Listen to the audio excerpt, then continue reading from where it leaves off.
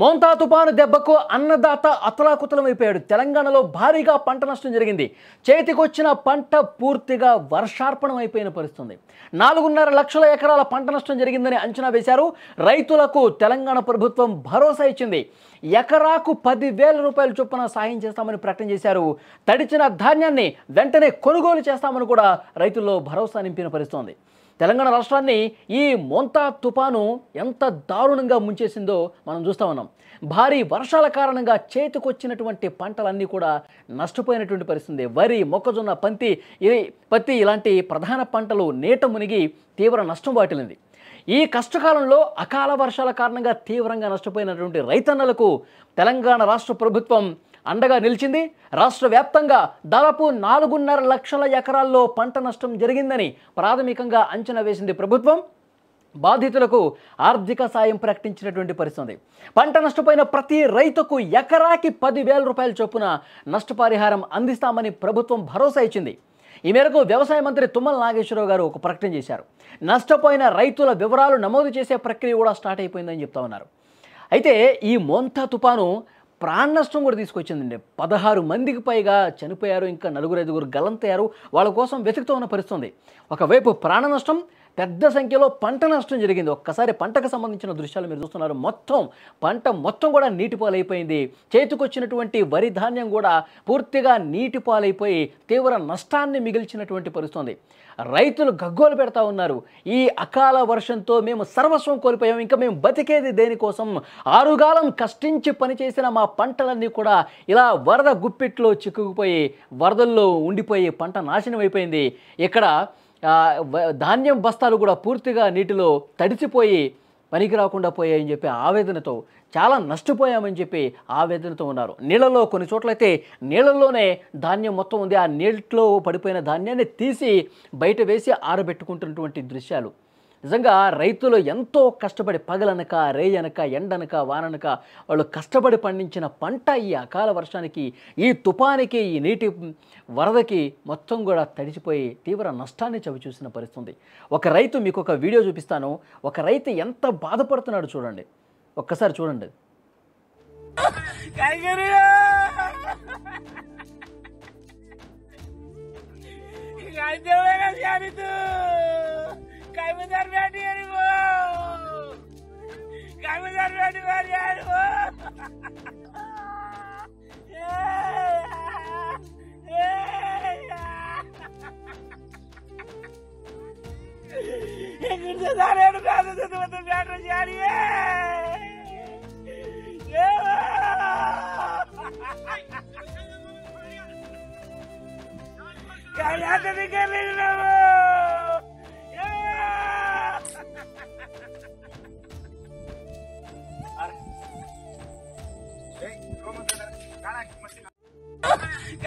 చూసారా, ఆ రైతు గుండెల అవిషయాలా రోధిస్తూ ఉన్నాడు. అయిపోయింది, ఇంకా మొత్తం అయిపోయింది, పంట పూర్తిగా కోల్పోయాము, జీవితం ఇంకా మేము దేనికోసం బతకాలి, మా కుటుంబం మొత్తం వ్యవసాయం మీదే ఆధారపడుతుంది, చేతికొచ్చిన పంట పూర్తిగా కోల్పోయాం.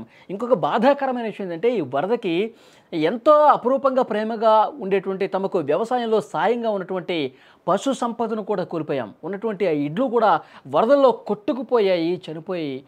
చాలా ఆవేదనతో ఆ రైతు ఈ వీడియో చూస్తుంటే నిజంగా కళ్ళల్లో నీళ్లు తిరుగుతున్నాయి. అంత బాధాకరమైనటువంటి విషయం.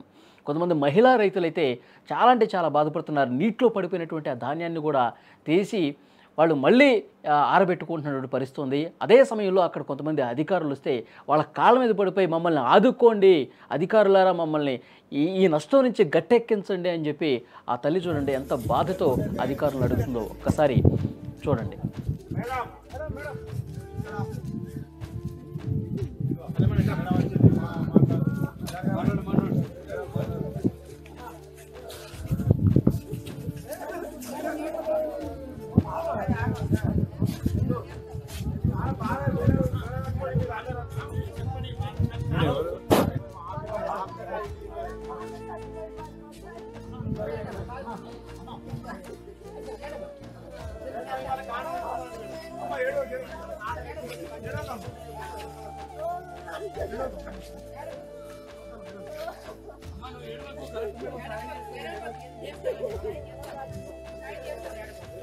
ఈ తెలంగాణలో ఈ వరద ప్రభావానికి గురైనటువంటి జిల్లాల్లో ఎటువైపు చూసినా ఇలాంటి హృదయ విదారక దృశ్యాలే కనిపిస్తున్నాయి. రైతులు పూర్తిగా సర్వస్వం కోల్పోయినటువంటి సిచ్యువేషన్ ఉంది. కాబట్టి తెలంగాణ ప్రభుత్వం కూడా వేగంగా స్పందించింది. అధికారులు క్షేత్రస్థాయిలో పర్యటన చేస్తూ ఉన్నారు. వరద బాధితుల్ని ఆదుకుంటాం, రైతుల్ని ఆదుకుంటామని కూడా వ్యవసాయ మంత్రి తుమ్మల నాగేశ్వరరావు గారు చాలా స్పష్టమైనటువంటి ఒక ప్రకటన చేశారు. తెలంగాణ ప్రభుత్వం రైతు పక్షపాత ప్రభుత్వం, రైతులు కష్టాల్లో ఉంటే వెంటనే వేగంగా స్పందించి ఆదుకునే ప్రభుత్వం అని ఆయన చెప్పారు. 4.5 లక్షల ఎకరాల పంట నష్టం జరిగినట్టుగా ప్రాథమికంగానే ఇప్పటివరకు ఒక అంచనాగా వచ్చారు. ఇంకా క్షేత్రస్థాయిలో ప్రతి చోటకి వరద ప్రభావిత ప్రాంతాల్లోకి వెళ్ళి క్షేత్రస్థాయిలో పరిస్థితిని పరిశీలిస్తూ ఉన్నారు అధికారులు. ఇంకా ఎక్కువ ఉంటే కనుక వాటి నష్టపరిహారం కూడా అందిస్తాం, ఎకరాకి 10,000 రూపాయల చొప్పున నష్టపరిహారం అందిస్తాం అని చెప్పి ఆయన ప్రకటన చేసినటువంటి పరిస్థితి ఉంది. మరోవైపు ముఖ్యమంత్రి రేవంత్ రెడ్డి గారు కూడా ఏరియల్ సర్వే నిర్వహించబోతున్నారు, పూర్తిగా పరిస్థితిని పరిశీలించబోతున్నారు. మరొక ముఖ్యమైన విషయం ఏంటంటే దాదాపు 80 లక్షల టన్నుల ధాన్యాన్ని ప్రభుత్వమే కొనుగోలు చేస్తుంది. మీరేమీ నిరాశ నిస్పృహలకు గురి కావాల్సిన అవసరం లేదు. మీకు ఆర్థిక భరోసా కల్పిస్తుంది, ఆర్థిక సాయం చేస్తాం, నష్టపరిహారం అందిస్తాం. దాంతోపాటు తడిసిన ధాన్యాన్ని కూడా ప్రభుత్వమే కొంటుంది. ప్రతి ఒక్క ధాన్యపు గింజను కూడా ప్రభుత్వమే కొంటుంది. మీరు ఆందోళన చెందాల్సిన అవసరం లేదని తెలంగాణ ప్రభుత్వం చెప్తుంది. మరోవైపు 11 లక్షల టన్నుల మొక్కజొన్నను కూడా ప్రభుత్వమే కొంటుందని కూడా ఆయన స్పష్టంగా చెప్పారు. మరోవైపు పత్తి రైతులకు కూడా భరోసా ఇస్తున్నామని చెప్పి తుమ్మల నాగేశ్వరరావు గారు చెప్పారు. సో డెఫినెట్గా తెలంగాణ ప్రభుత్వం రైతుల పక్షాన నిలబడుతోంది. ముఖ్యంగా క్షేత్రస్థాయిలో అధికారులు కూడా పర్యటన చేసి ఎక్కడెక్కడ ఎంత నష్టం జరిగిందో ఆల్రెడీ వివరాలు తీసుకునే ప్రయత్నంలో ఉన్నారు. ఆగమేఘాల మీద ప్రభుత్వం పనిచేస్తుంది. 1-2 వారాల్లోనే పూర్తిగా ఆ నష్టపరిహారం కూడా అందించే బాధ్యత ప్రభుత్వం తీసుకుంటుందని చెప్తా ఉన్నారు.